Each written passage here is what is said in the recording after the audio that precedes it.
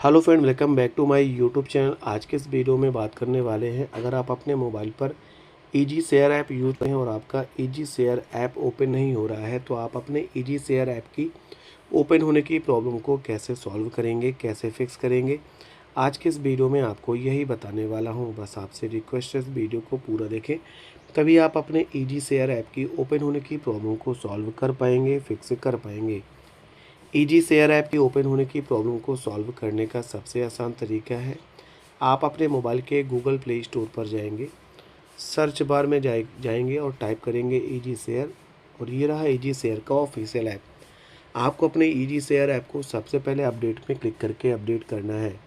Update करने से बहुत सारे लेटेस्ट फीचर और बहुत सारे एरर सॉल्व हो जाते हैं। अपडेट कंप्लीट होने के बाद अपने फ़ोन को रिस्टार्ट करेंगे और आपके ईजी शेयर ऐप की ओपन होने की प्रॉब्लम सॉल्व हो जाएगी, फिक्स हो जाएगी।